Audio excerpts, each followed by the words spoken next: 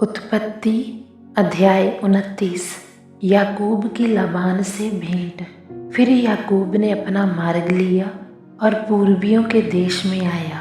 उसने दृष्टि करके क्या देखा कि मैदान में एक कुआं है और उसके पास भेड़ बकरियों के 3 झुंड बैठे हुए हैं, क्योंकि जो पत्थर उस कुएं के मुंह पर धरा रहता था, जिसमें से झुंडों को पानी पिलाया जाता था, वह भारी था। और जब सब झुंड वहां इकट्ठे हो जाते, तब चरवाहे उस पत्थर को कुएं के मुंह पर से लुढ़काकर भेड़ बकरियों को पानी पिलाते और फिर पत्थर को कुएं के मुंह पर ज्यों का त्यों रख देते थे। अतः याकूब ने चरवाहों से पूछा, हे मेरे भाइयों, तुम कहाँ के हो? उन्होंने कहा, हम हारान के हैं। तब उसने उनसे पूछा, क्या तुम नाहोर के पुत्र लाबान को जानते हो? उन्होंने कहा, हाँ, हम उसे जानते हैं। फिर उसने उनसे पूछा, क्या वह कुशल से है? उन्होंने कहा, हाँ, वह कुशल से है। और वे देख, उसकी बेटी राहेल भेड़ बकरियों को लिए हुए चली आती है।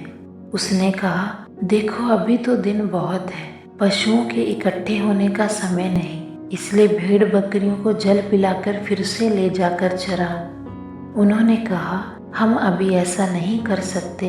जब सब झुंड इकट्ठा होते हैं, तब पत्थर कुएं के मुंह पर से लुढ़काया जाता है और तब हम भेड़ बकरियों को पानी पिलाते हैं। उनकी ये बातचीत हो ही रही थी कि राहेल, जो पशु चराया करती थी, अपने पिता की भेड़ बकरियों को लिए हुए आ गई।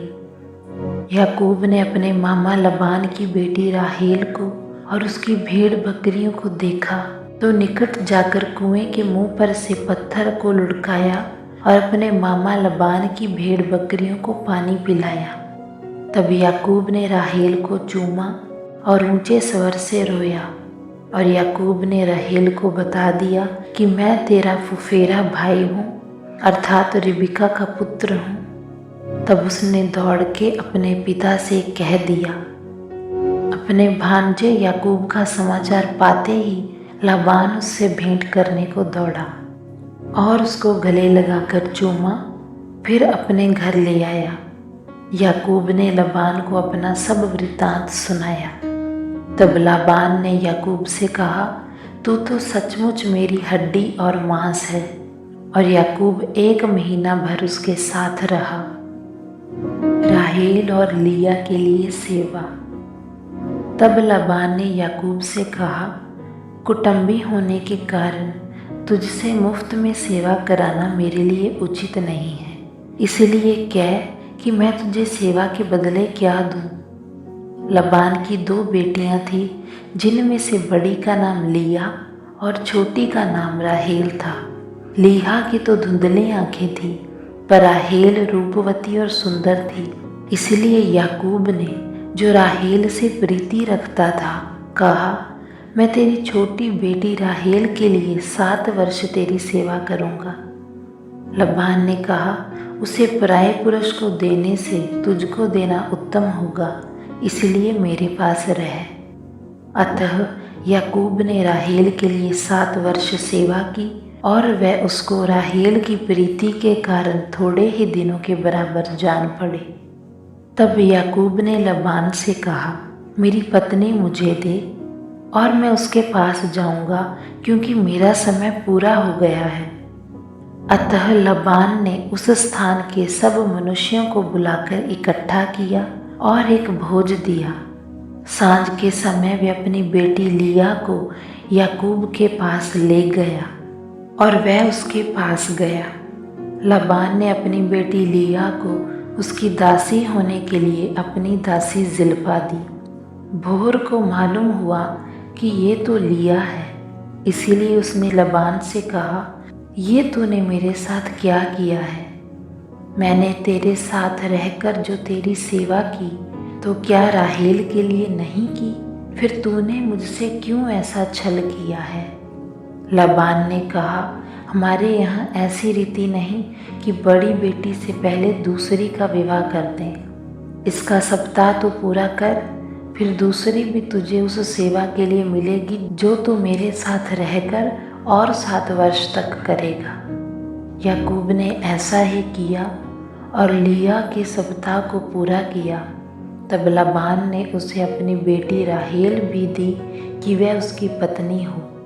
लबान ने अपनी बेटी राहेल की दासी होने के लिए अपनी दासी बिल्हा को दिया।